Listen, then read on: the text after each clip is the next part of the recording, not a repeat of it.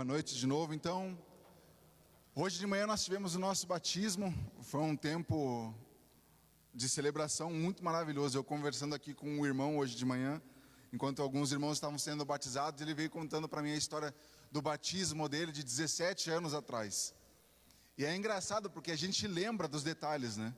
Eu contei um pouco da minha experiência, que o meu batismo ele foi mais gourmet, foi numa piscina de hidronatação. Então minha cidade é muito fria, então a gente teve que fazer num lugar mais aquecido, para ninguém sair, na hora que mergulha, levanta com uma pneumonia já, né?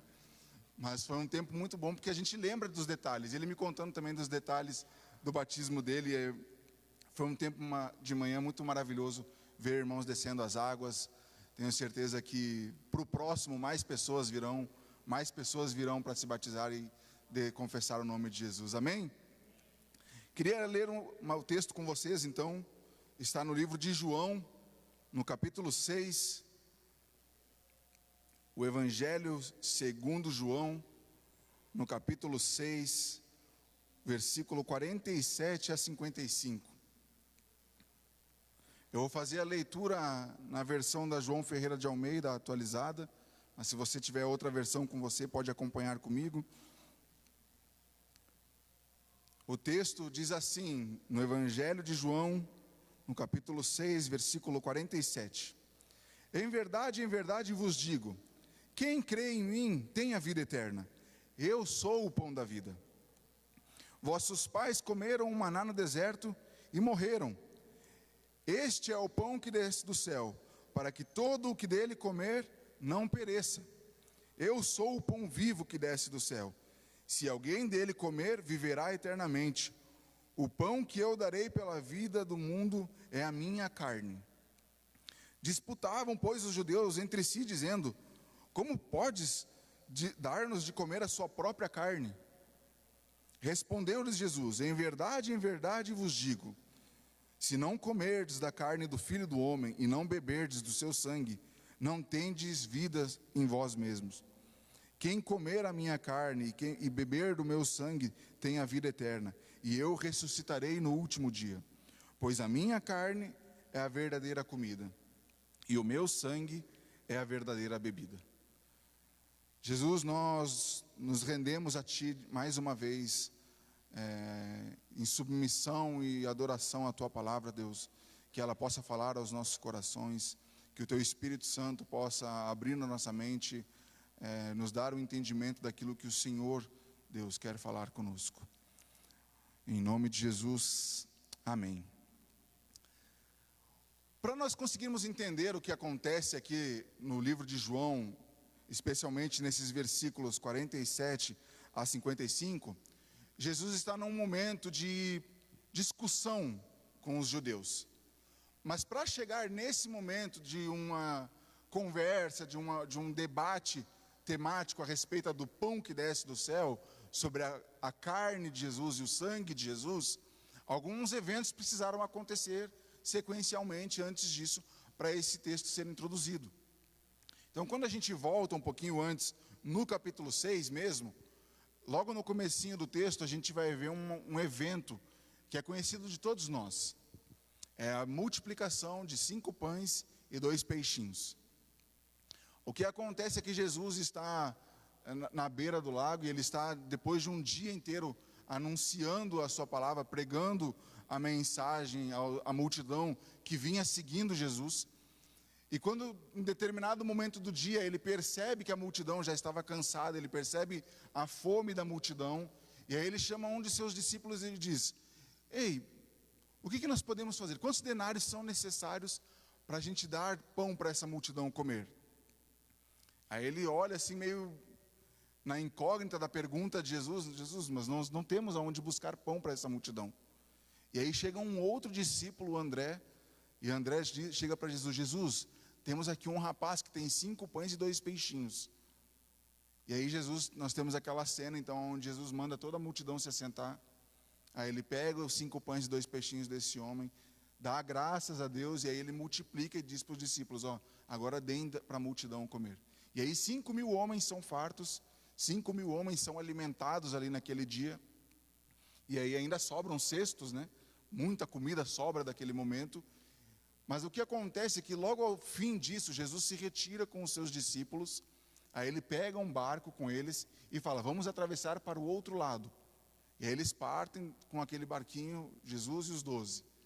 E aí o que acontece naquele momento é aquela tempestade de vento, onde Jesus se bota na polpa para dormir, mas aí vem uma tempestade, começa a açoitar o barco de um lado para o outro, e aí os discípulos acordam, Jesus, não te importa que morramos? Olha o que está acontecendo. Aí Jesus acalma a tempestade, faz uma breve repreensão ali nos discípulos pela questão da fé deles, e aí eles chegam ao outro lado, em Cafarnaum. Mas a multidão que tinha ficado do outro lado, após esses eventos de ver Jesus multiplicar os pães, multiplicar a comida que eles tinham visto ali naquele momento, e depois de passar o dia inteiro ouvindo a sua mensagem, decidiram, nós precisamos ir atrás desse Jesus, precisamos ir atrás desse mestre. E aí eles partem em rumo, alguns tentam seguir Jesus de barco, outros vão costeando o lago, até que eles chegam em Cafarnaum. Daí, chegando em Cafarnaum, eles ainda passam parte do dia procurando Jesus, até que o encontram. E quando o encontram, chegam para Jesus com uma pergunta despretensiosa: Jesus, mestre, quando foi que tu chegaste aqui? Quando que o Senhor chegou nesse lugar? Isso nós temos retratado nos versos 26 e 27. A resposta de Jesus para eles é a seguinte: respondeu-lhes Jesus, em verdade vos digo, vós me procurais não porque vistes sinais, mas porque comestes dos pães e vos fartastes. Trabalhai não pela comida que perece, mas pela que subsiste para a vida eterna, a qual o Filho do homem vos dará, porque o Deus, o Pai, o confirmou com o seu selo. O que acontece é que quando chega essa multidão e pergunta para Jesus, mestre, quando foi que tu chegaste aqui? Quando a gente lê o texto e ouve essa pergunta, a gente até pensa que é numa boa intenção. A gente até sente, não, a multidão está seguindo Jesus, a multidão está indo atrás de Jesus. Só que o Jesus que a multidão está seguindo sonda os corações. O Jesus que está sendo perseguido por essa multidão sabe o porquê que a multidão está indo atrás dele. E ele dá aqui essa evidência. Vocês, multidão, estão vindo até mim não porque viram os sinais, não porque viram as coisas que eu fiz, não porque entenderam quem eu sou, mas vocês estão vindo porque vocês comeram de graça, sem trabalhar, sem custo nenhum. E essa é uma motivação que Jesus encontra na multidão, de uma multidão que perseguiu, que foi atrás dele, porque recebeu o alimento, recebeu a comida sem nenhum custo. Eu brinquei de manhã que se a gente colocasse uma plaquinha lá na frente do estacionamento, na porta de entrada da igreja, café grátis. Rapaz, essa igreja está cheia. Ia estar cheia mesmo. Eu e meu cunhado Maurício, a gente ia ser os primeiros a entrar, né? Ia ver plaquinha, café grátis. É aqui que eu vou entrar mesmo. É nesse lugar que eu vou entrar. Porque isso atrai o povo. Isso atraiu a multidão que ouviu o Jesus durante um dia inteiro. E aí, depois de ouvir o dia inteiro as suas palavras, a sua pregação, ainda recebeu comida de graça. Ainda foram fartos na sua necessidade. Então, seguir a Jesus nesse ambiente de fartura, de receber o alimento, de receber a provisão ali no momento, para a multidão foi muito bom. Mas Jesus diz para eles e confronta eles, dizendo assim, não façam isso. Não vão por esse caminho. E aí Jesus combate, dizendo assim, trabalhai não pela comida que subsiste, mas pela que vive para a vida eterna, mas para que sacie a vida eterna, a qual o Filho do homem vos dará. Notem que no texto, Jesus faz um confronto de pensamento. Ele fala assim, trabalhem não pela comida que subsiste, mas por aquela que dá a vida eterna, a qual o Filho do homem vai vos dar. Há um confronto, sim, porque quando a gente pensa no trabalho, quando a gente pensa em, bom, eu vou trabalhar, eu vou fazer algo, a primeira coisa que eu penso é, quanto que eu vou ganhar por isso? Bruno, eu preciso que você faça tal serviço, tá, o que eu vou ganhar em troca? Qual vai ser a minha recompensa dessa situação. É o primeiro pensamento que a gente tem quando a gente associa a palavra trabalhar, é o salário, é o pagamento do seu trabalho. Mas quando Jesus fala assim, trabalhai pela comida, não pela comida terrena, mas pela comida eterna, a qual o Filho do Homem vai vos dar, ele faz um confronto. Porque assim, o pensamento automático, quando a gente vai à semântica do trabalho, ao trabalhar, a fazer aquilo completo, trabalhar até que algo esteja pronto, a gente primeiro quer receber já então qual é o nosso pagamento sobre aquilo. Mas o cristão, o pensamento que Jesus coloca sobre nós é que o trabalho do cristão não é por uma recompensa, não é visando um salário, mas é visando a bênção daquele que dá. É receber aquilo que o próprio Cristo pode dar. E aí quando eles ouvem essas palavras, de, tá, qual que é o trabalho então? Tá, Jesus, você está nos mandando trabalhar, você está nos mandando exercer uma prática de algo em busca do Senhor. Tá, mas o que é? Qual é o trabalho que nós devemos fazer? Esse é um pensamento comum. Se eu dissesse para você, você quer ser um seguidor de Jesus? Eu quero ser um seguidor de Jesus. Então você tem que cumprir algumas exigências. Automaticamente você já pensa, tá, quais são elas? E aí quando Jesus diz assim, vocês têm que trabalhar por algo, então qual é o trabalho? Qual é a tarefa que eu devo exercer? E aí Jesus responde essa mesma tarefa. Ele diz, aí no versículo 29, ele vai dizendo assim, respondeu-lhes, a obra de Deus é esta, que creiais naquele que foi enviado. Ou seja, Jesus está colocando aqui o trabalho do cristão, o trabalho daquela multidão que quer seguir a Jesus, o simples fato de crer. Qual é o trabalho que nós devemos ter? Crer em mim. Essa é a resposta de Jesus. A multidão que estava seguindo Jesus por um alimento, que agora Jesus diz, não me sigam só por causa da comida. Me sigam, façam esse trabalho de vir atrás de mim, porque vocês creem em mim. Simplesmente crer em quem eu sou. Só que os discípulos não ficam confortáveis com isso. Os discípulos, a multidão que está seguindo Jesus, os judeus que estão indo atrás dele, ficam, como assim? A pergunta que eles fazem é, que sinal que você fez para que nós te sigamos? Para que nós creiamos em ti? Quais são as tuas obras? Quais são os teus feitos? Essa é a pergunta da multidão para Jesus. O que eles vão responder, eles vão acrescentar ainda essa pergunta, dizendo assim, os nossos pais comeram o maná do deserto.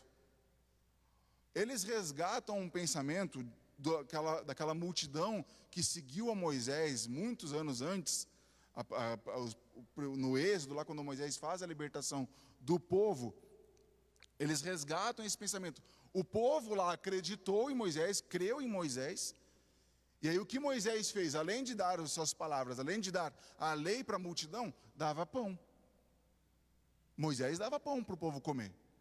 O pão que descia do céu. Em outras palavras, Jesus, ou tu nos dá pão, e nós te seguimos, ou nós não vamos atrás do Senhor. Porque se Moisés, que era Moisés, fazia o que fazia e ainda dava pão para a multidão, não é você que nós vamos seguir de graça sem nenhum custo. Sem nenhum benefício. E aí Jesus confronta esse pensamento, ele confronta esse resgate religioso que esses judeus fazem, dizendo assim, o pão que Moisés deu não é o pão do céu. O pão do céu, o verdadeiro pão do céu, quem vos dá é o meu Pai. E aí Jesus abraça um pensamento que é sobremaneira excelente, é sobremaneira perfeito ao pensamento daquele povo, daquele grupo de pessoas que vem seguindo Jesus e agora confrontando o pensamento dele. Dizendo assim, como assim? Que pão perfeito é esse que Deus deu? Se é assim, aí a resposta que a multidão diz então nos dá esse pão. Queremos esse pão. Eles voltam para o pensamento assim, não, então a gente quer o pão que o Senhor tem para nos dar. A gente quer aquilo que o Senhor está dizendo que tem. Novamente a multidão esquece o Cristo, esquece a pessoa de Jesus e pensa no pão. E pensa na provisão. E aí Jesus diz, o pão verdadeiro, o pão que desce do céu, sou eu. Ele vai dizer no versículo 35, eu sou o pão da vida, e quem vem a mim, e quem crê em mim, nunca mais terá fome, nunca mais terá sede. Ou seja, Jesus aqui está num ambiente com a multidão, de confrontar esse interesse pela busca dele. A multidão que viu Jesus durante um dia inteiro numa pregação, ouviu todas as palavras de Jesus, depois sai em busca dele, em perseguição dele, por causa do pão que comeu de graça. Jesus diz assim, não quero vocês, porque vocês estão vindo até mim por causa do pão. E não é o pão. Não é o pão que é o importante. O importante sou eu. Eu sou o pão da vida.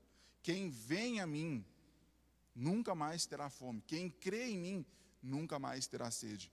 E esses dois textos, esses dois verbos que Jesus coloca no presente perfeito, quem vem até mim e quem crê em mim, denota um pensamento de continuidade, de constância, de busca intensa todos os dias, a todos os momentos, de eu vou buscar a Deus, eu vou crer em Deus, porque não é quem veio até mim, quem creu em mim. Não denota um pensamento de que uma única vez que você veio até Jesus, de que você creu alguma vez, em algum momento da sua vida em Jesus, foi suficiente para ser saciado. A saciedade que a multidão está buscando de pão, de fartura, de matar a sua fome, Jesus está conotando em si mesmo, no ato de buscar a Ele, de crer nele, constantemente. Eu fiz um comentário aqui pela manhã, de que é o mesmo de que você vir no domingo e ser saciado. Você vem aqui, ouve e canta canções lindas ao Senhor, você escuta uma boa palavra, é bem alimentado através do texto bíblico, da exposição bíblica que a gente tem aqui aos domingos, mas isso não é suficiente para você conduzir a sua semana inteira.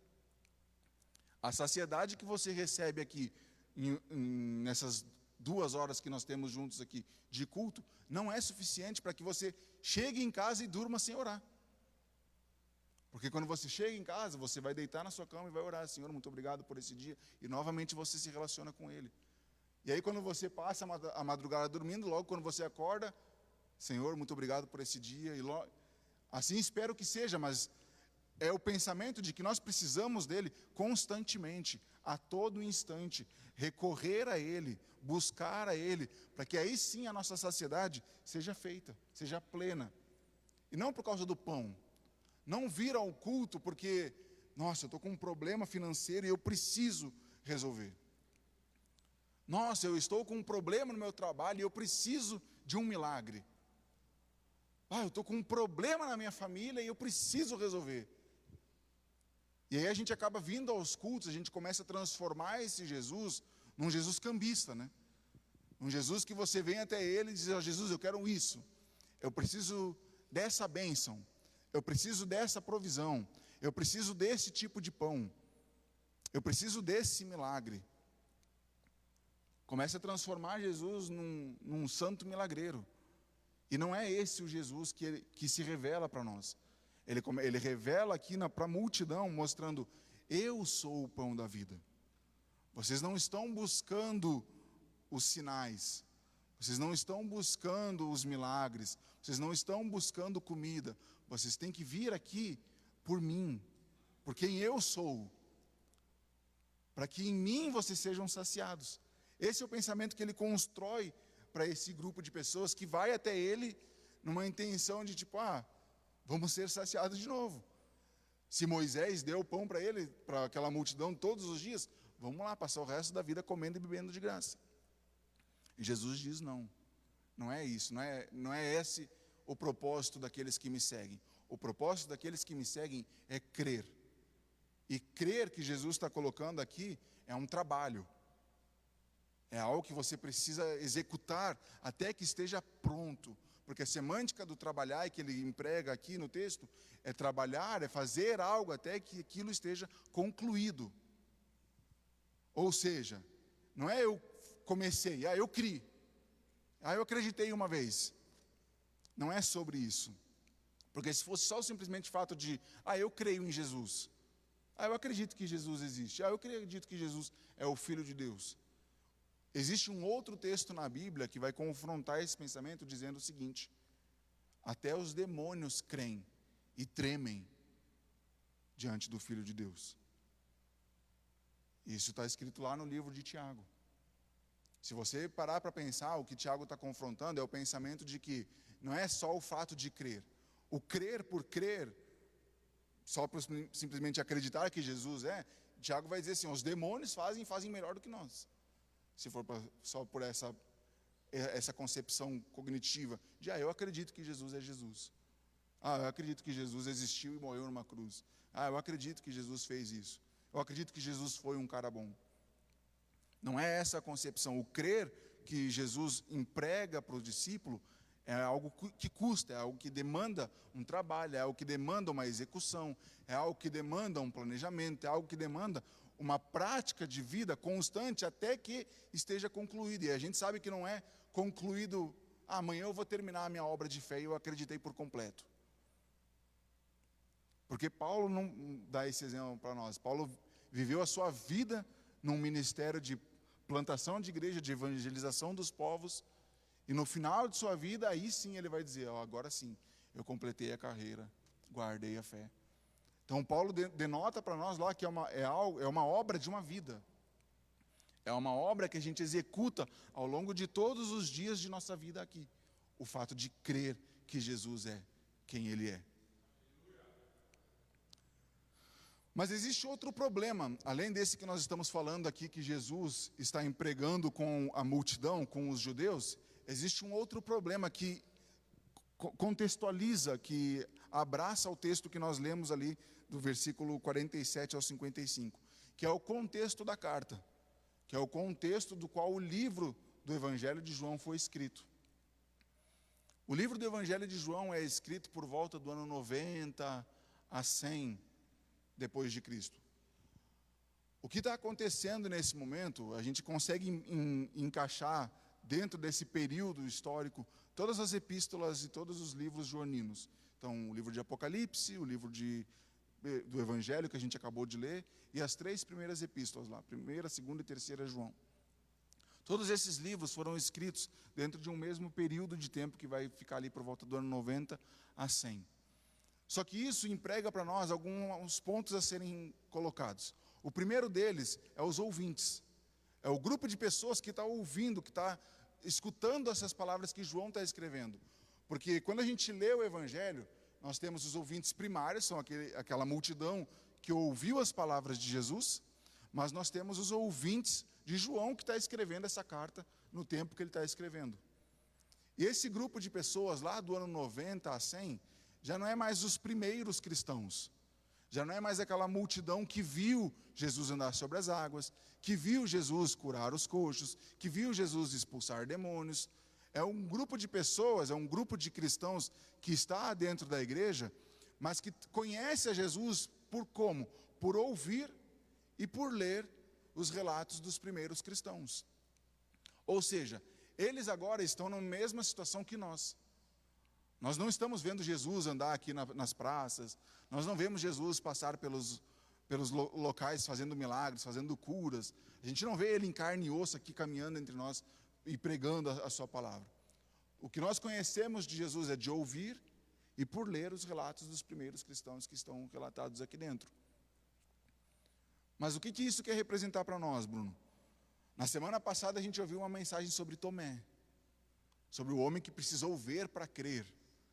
E como isso é impactante, a gente é esse tipo de pessoa. A nossa carne milita nessa questão de, não, eu preciso ver, eu preciso entender o que está acontecendo para mim definir o que é de fato que está acontecendo. Eu preciso ver esse Jesus, e ver se ele é bom mesmo, e ver se é isso que ele... Tudo isso que está sendo falado nessa igreja, eu quero ver, eu quero entender o que está acontecendo. Nós somos seres assim, e o nosso dever é lutar contra esse tipo de carnalidade. Então essa multidão, esse grupo de pessoas que escuta as palavras de João, tem esse mesmo desafio que nós.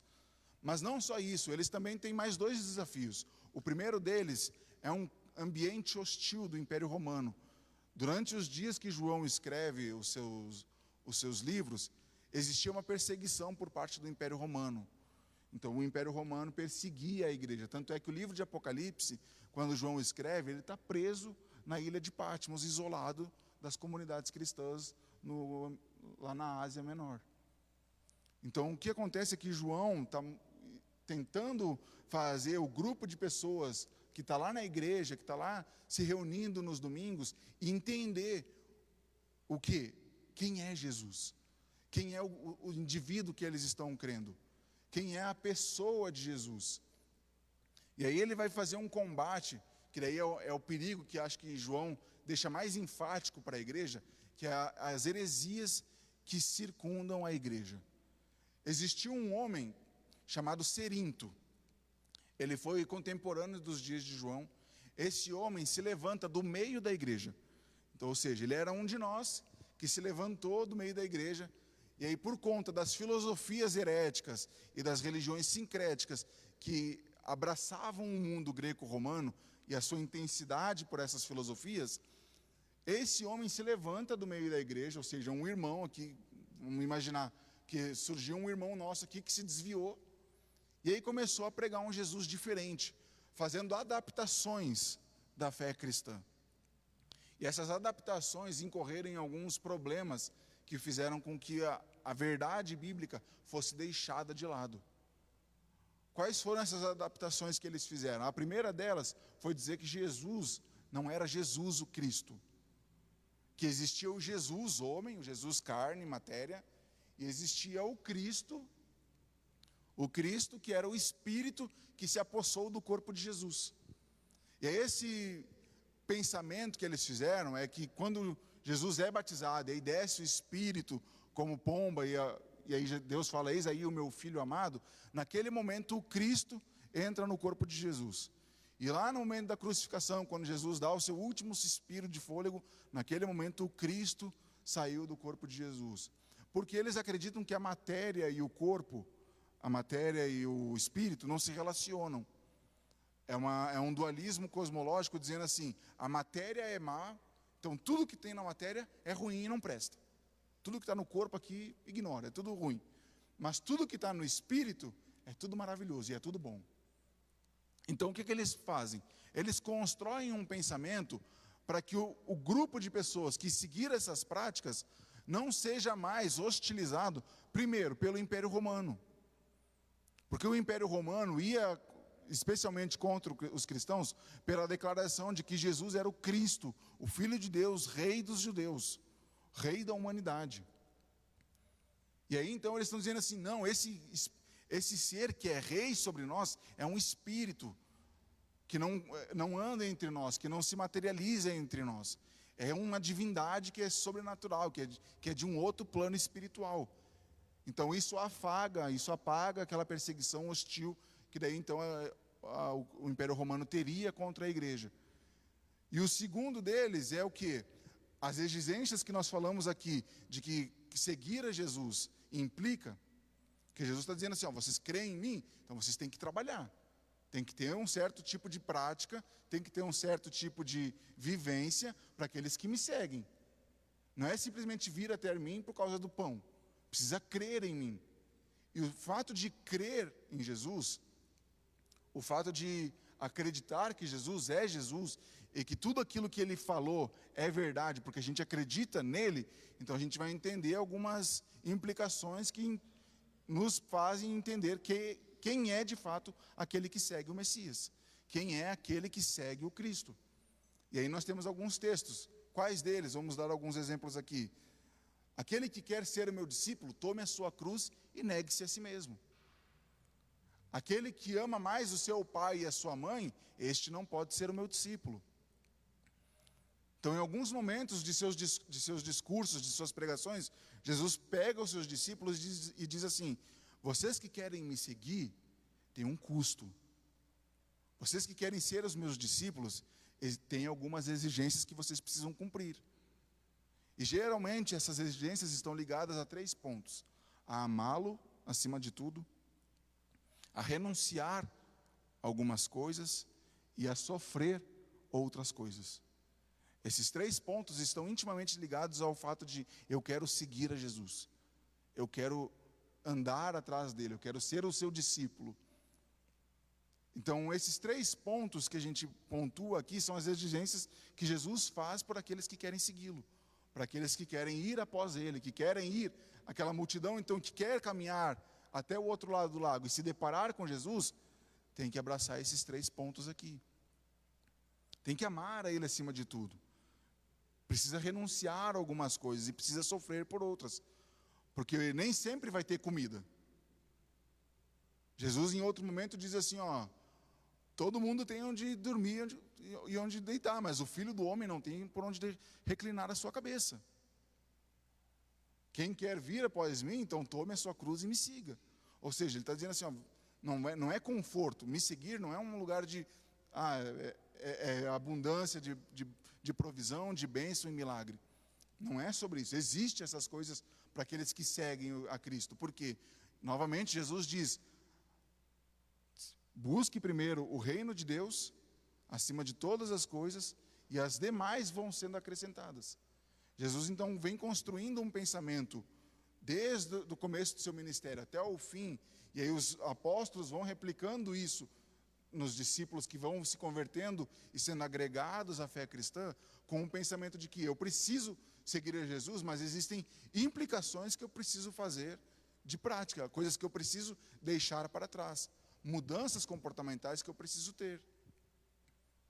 Ou seja, a gente não está falando aqui de coisas impossíveis. Jesus não está fazendo exigências que são improváveis do ser humano cumprir. Mas ele está falando de assumir comportamentos, de assumir certos tipos de prática, daquilo que ele falou, daquilo que ele anunciou, daquilo que ele ensinou a multidão a viver e levar como via de regra de prática. E aí quais são esses ensinamentos? Aí a gente pode voltar lá para o Sermão do Monte e ver vários deles lá. Sobre o quê? Sobre o casamento. Como nós nos comportamos, homens, dentro do nosso casamento? Como nós levamos e tratamos as nossas esposas? Aspas aqui, se você quer saber mais, nós vamos ter um encontro dia 17/5 agora para homens. Então não deixe de vir. Vocês, mulheres, como vocês se comportam dentro do casamento? Como vocês regem a casa de vocês? Eu aprendi assim, Bruno. Minha mãe me criou assim, minha avó criou minha mãe desse jeito, e eu vou ser sempre assim. Não. Quando a gente assume a identidade de ser seguidor de Jesus, quando a gente assume a identidade de seguir a Cristo, os padrões de homem, de mulher, de filho. Filhos, como vocês honram os pais de vocês? Vocês honram os pais de vocês? Como vocês se comportam na sociedade, na escola, nas faculdades, no trabalho? Essas exigências que Jesus vai colocando para nós no padrão de vida que é segui-lo, precisam ser praticadas. E como isso é evidenciado no nosso dia a dia? Como isso é praticado de fato na nossa vida lá fora? Na nossa vida dentro de casa, na nossa vida individual? A gente falou agora há pouco que não basta você vir no domingo e ser saciado aqui, receber uma baita de um alimento. Porque pensa, quem vive de um almoço por semana?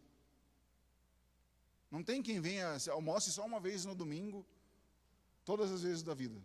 Não, você almoçou hoje, mas você vai precisar almoçar amanhã, vai precisar almoçar na terça, vai precisar comer na quarta. E assim é o mesmo tipo de relação que a gente precisa ter com a palavra.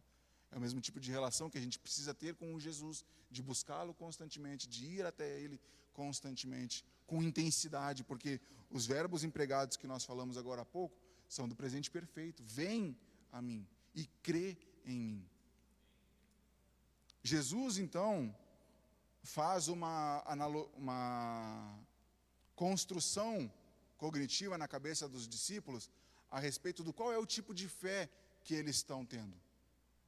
Qual é o tipo de fé que aquela multidão tem para vir até Jesus?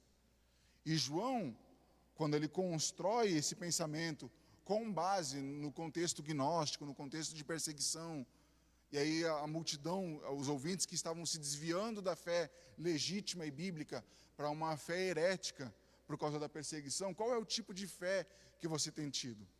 É uma fé que é movida pela sociedade lá fora, é uma fé que é movida pela circunstância, é uma fé que é movida pelo momento, pelo dia. Ah, hoje eu estou mais avivado, então hoje a minha fé é mais branda, mais intensa. Ah, não, hoje eu estou mais triste, então a minha fé é mais... Ah, hoje eu não estou crendo tanto assim em Jesus. Ah, hoje eu estou com dificuldade, então a minha fé está um pouco mais... Ah, vamos ver se ele faz alguma coisa para eu ver se está certo. Aí começa a fazer prova com Deus, né? Não, Deus, se é você mesmo, faz com que passe um Fusca azul agora na minha frente. E a gente faz isso, a gente às vezes na nossa inocência, na nossa falta de entendimento bíblico, a gente começa a fazer algumas provas com Deus, dizendo assim, Deus, se é você mesmo, então faz, porque a gente não está entendendo qual é o tipo de fé que Jesus quer que a gente tenha nele. Qual é o tipo de crença que Jesus quer que nós tenhamos em quem Ele é e o que Ele pode fazer. Porque Jesus pode fazer a provisão do pão, Ele pode. Jesus pode fazer um milagre financeiro na sua vida, Ele pode fazer uma cura, Ele pode transformar a sua casa inteira, Ele pode tudo, Ele pode todas as coisas, porque Ele é o Filho de Deus e Ele é o Cristo. Mas isso não depende do tipo de fé que eu tenho nele. Essas coisas não moldam o tipo de fé que eu vou atribuir a esse Cristo. O tipo de fé que eu vou atribuir a esse Cristo, Jesus e João nos mostram. Que é um tipo de fé que é constante, que é legítima, que é verdadeira. Que é uma fé que olha para Jesus, que olha para quem Ele é, para aquilo que Ele fez. Que aí vai ser uma fé tão intencional e tão racional, ao ponto de olhar para essa pergunta que os judeus fizeram, que sinal que tu fez para que nós creamos em ti? A gente vai olhar para essa pergunta e dizer, meu Deus, como é que esse povo conseguiu fazer essa pergunta? O povo que um dia antes, menos de 24 horas, tinha acabado de ver um Jesus multiplicar 5 pães e 2 peixes, a tal ponto de alimentar 5.000 homens, fora as mulheres e crianças, e ainda sobrar comida. E aí o pessoal ainda fala, que sinal que tu fez? Cara, é muita ousadia, né? É muita ousadia de olhar para Jesus e dizer, Jesus, qual que é o teu sinal aí? Porque Moisés fez o descer pão do céu. O que acontece é que a multidão escuta essas palavras de Jesus, Jesus confronta esse pensamento de, vocês estão vindo até mim por causa de pão. E aí João confronta esse pensamento de, vocês estão tendo uma fé que é guiada pela circunstância para que vocês não sofram mais. Para que vocês não tenham mais as implicações de uma perseguição romana, que vocês não tenham mais que mortificar a carne de vocês. Porque seguir a fé e seguir o Evangelho exige isso. A gente tem trabalhado isso, deixado isso meio que enfático aqui nesse momento. Mas a ideia de que seguir a Jesus tem sim um custo. É o tema da nossa mensagem de hoje. Um preço a ser pago. Tem um preço que nós pagamos por seguir o Evangelho. Pergunta para os missionários, pergunta para o Maurício, que foi apresentado aqui semana passada, qual foi o custo que ele teve quando ele decidiu seguir a Jesus e vir para a missão. Manda uma mensagem no WhatsApp para o Marcos e para a Léia e pergunta qual foi o custo que eles tiveram para estar lá do outro lado do mundo. Não custo financeiro de passagem, mas daquilo que eles tiveram que abrir mão. Abrir mão da sua nação, da sua casa, dos seus bens, do seu conforto, de um país que fala a sua língua, de um país que tem a sua cultura, de um país que gosta, que tem pessoas que gostam da mesma coisa que você, para ir para um lugar que é totalmente... Ah, Bruno, mas é na Europa, tudo bem, é na Europa, mas não é porque é na Europa, não é porque é nos Estados Unidos, não é porque é em todo lugar que você precisa sair da sua zona de conforto, renunciar a si mesmo, renunciar os seus confortos para seguir o Evangelho, exige uma renúncia, exige um sofrimento, exige uma dor. Uma das coisas que mais faz o missionário voltar do campo é a comida. Especialmente no povo brasileiro. Cara, a gente come feijão e arroz todo dia. Agora vai para a Europa da vida lá. O pessoal não come feijão todo dia. Você pode, em alguns lugares da Europa, você vai ter batata todo dia. Vai ter lá batata frita, batata cozida, batata amassada, purê, vai ter batata, tudo quanto é jeito. Mas o feijão talvez não tenha. E vai você viver sem o feijão? Sem aquele feijãozinho com alho que você gosta, que você faz todo dia? É difícil abrir mão do seu conforto, abrir mão das suas vontades, daquilo que te faz feliz, daquilo que te deixa saciado. A saciedade de seguir a Jesus não está nessas coisas materiais. João e Jesus deixam isso claro para nós. A saciedade que nós temos no Evangelho, a saciedade que nós temos no seguir a Jesus, ela não é preenchida aqui e nem aqui. E aqui, quando eu falo, é nos prazeres da carne. Mas ela é preenchida lá dentro, no íntimo, no vazio que existe em nós, e é preenchido pelo sangue de Jesus. É preenchido pela sua presença, é preenchido pelo seu Espírito. Aqueles homens e mulheres que estavam destituídos da graça de Deus, agora estão na graça. Nós fomos resgatados, nós fomos regenerados, nós fomos redimidos. Nós somos agora plenos, criaturas plenas em Jesus. Então, o que Jesus e João estão mostrando para nós, e os dois fazem essa pergunta para você e para mim: qual é o tipo de fé que você tem no Filho de Deus? Qual é o tipo de fé que você tem depositado no Jesus? Qual é o tipo de fé que tem te feito vir até aqui todos os domingos? Qual é o tipo de fé que tem te feito levantar? Qual é o tipo de fé que você tem depositado no Jesus lá fora? Porque existem lugares, gente, e existem mesmo lugares, que têm ensinado as pessoas lá fora a depositar a sua fé num Jesus que não é bíblico. Você pega um exemplo de um pastor que, infelizmente, ele tem arrebanhado pessoas lá no Rio de Janeiro, o Henrique Vieira, e ele vai entrar em alguns tipos de aspectos onde ele vai fazer adaptações da fé. Não, aquilo que Jesus disse não é bem assim. Aquilo que Paulo ensinou não era bem desse jeito. Aquilo que os profetas falaram era para o tempo dos profetas. Quando as pessoas começam com esse tipo de discurso, você pode ter certeza que não vai sair coisa boa desse lugar. Existem lugares que têm arrebanhado pessoas e se aproveitado da fé, se aproveitado de pessoas que não conseguem e não tiveram a oportunidade de entender o Jesus bíblico, de viver com o Jesus bíblico, e aí essas pessoas têm sido arrebanhadas. E a mídia, as influências digitais, tudo que você escuta lá fora, conspira para isso. Eu falei aqui de manhã que nos anos 90, até o comecinho dos anos 2000, a pessoa que mais discipulou o mundo foi a Madonna. A Madonna foi uma pessoa que teve uma grande evidência nos anos 90, até o finalzinho ali do começo dos anos 2000, aonde aquela mulher arrebanhava pessoas e fazia com que pessoas acreditassem e vivessem aquilo que ela cantava, aquilo que ela fazia, aquilo que ela comia. Faziam dela quase que um Deus. Porque as pessoas não estão conseguindo discernir claramente quem é o Jesus, no que elas devem depositar a sua fé, em quem elas devem depositar a sua fé. E hoje nós estamos ouvindo as palavras do Mestre, as palavras de Jesus. Vocês têm que depositar a sua fé em mim, que eu sou o pão da vida. Sou eu que vou saciar vocês, sou eu que vou atender às necessidades de vocês, seja ela qual for, seja qual for a sua necessidade. Não é uma promessa de que Ele vai resolver todos os seus problemas, mas é uma promessa de que nele você vai ser, sim, saciado plenamente, ao ponto de não ter mais fome, de não ter mais sede. Vamos ver como o texto termina? Ainda no capítulo 6, ali no versículo 60, vai dizer assim para nós: muitos dos seus discípulos, tendo ouvido tais palavras, disseram: duro é este discurso, quem o pode ouvir?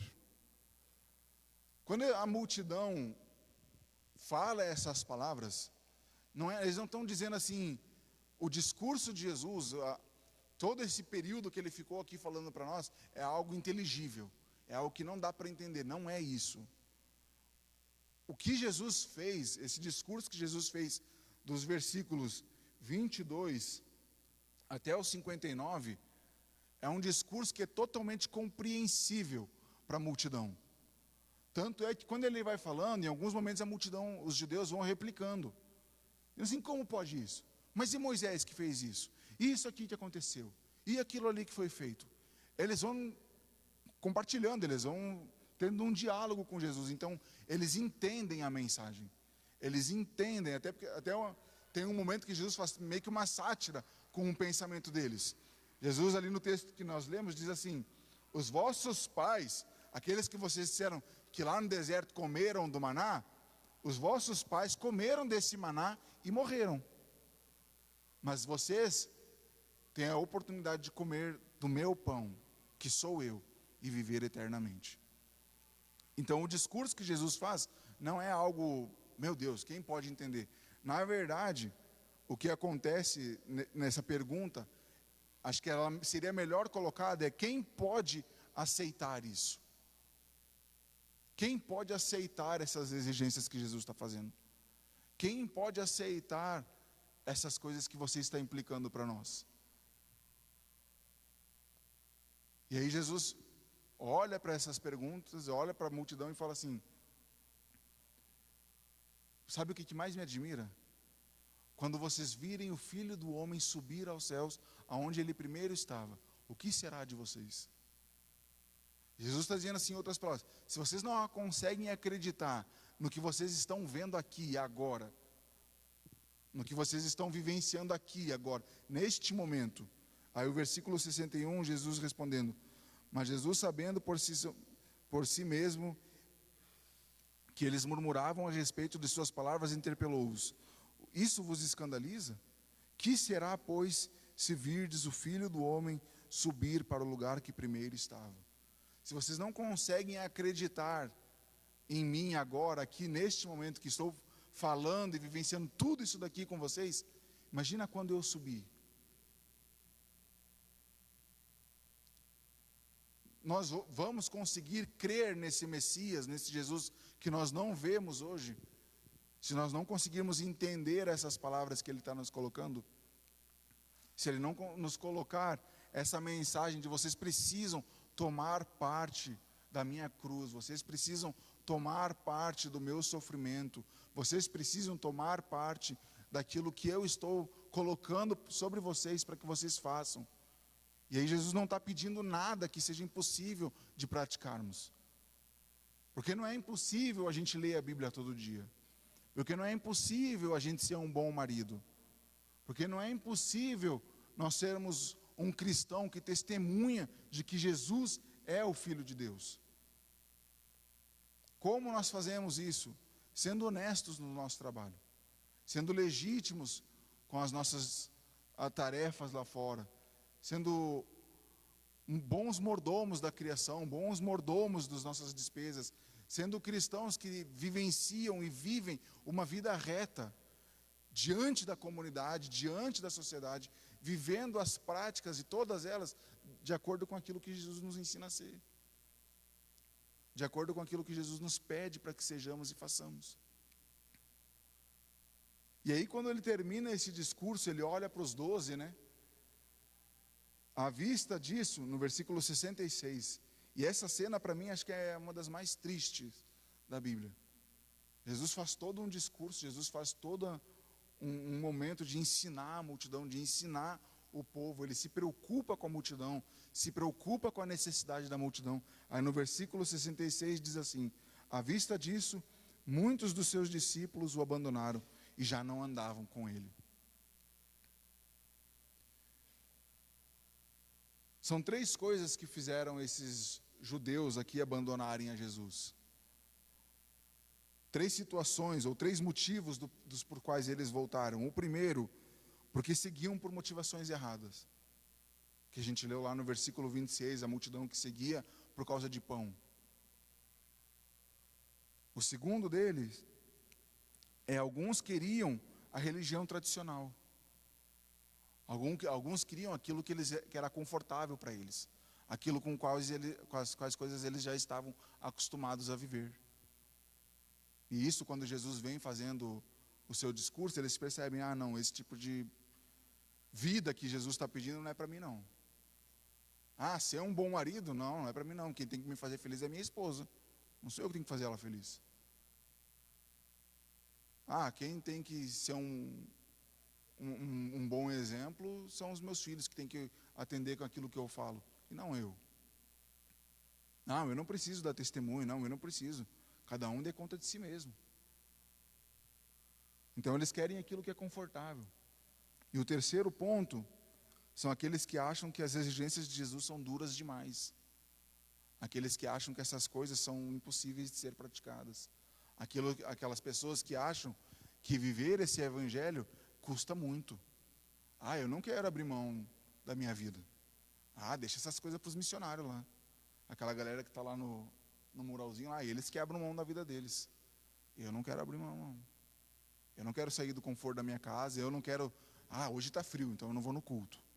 Ah, não, hoje tem jogo do meu time, então eu não vou. Ah, não, hoje eu tenho um aniversário, então eu não vou fazer isso. Ah, eu não vou ler a Bíblia, não vou fazer isso hoje. Vou ver minha série de televisão. Ah, se eu fizer isso aqui no meu trabalho, não vai ter problema. Ah, se eu omitir essa nota fiscal aqui, ninguém vai saber. São as pessoas que vão olhando para a vida que Jesus pede para que vivamos como dura demais, como uma exigência pesada demais. E aí então quando a gente faz assim, ó, vamos separar os crentes dos não crentes. Aí esses são os 3 primeiros pontos que vão fazer a multidão sair fora. Porque não conseguem olhar para esse Jesus além da provisão, além do comodismo, além das dores. Porque Jesus está muito além de tudo isso. Jesus está muito acima. Quando ele pergunta para os discípulos, e vocês, não vão?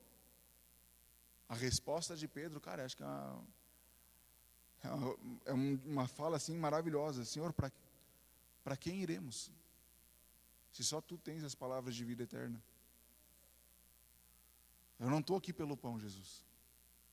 Eu não estou aqui pela provisão. Eu não estou aqui porque é legal, porque a nossa igreja é descolada. Eu não estou aqui porque a nossa igreja cumpre as minhas vontades, cumpre os meus requisitos. Eu vou ir naquela igreja se ela tiver ventilador, se ela tiver cadeiras confortáveis, se ela tiver uma meia luz legal, se a música for boa, se o pastor tiver cabelo. É uma unção, né, pastor? Então, se não tiver nesses requisitos, então eu não vou naquele lugar. E aí a gente começa a perceber que o que fica em xeque é qual é de fato o que Jesus fez com a multidão e que João fez com os ouvintes, e que eu estou tentando refletir com vocês aqui. Qual é o tipo de fé que nós temos depositado no Cristo? Qual é o tipo de fé que nós temos colocado em Jesus? Qual é o tipo de fé que tem nos movido? Qual é o Cristo que nós temos depositado fé? É de fato em Cristo que nós temos depositado fé? É em nós mesmos, é nas nossas vontades, é em mim? Se coloque de pé no seu lugar.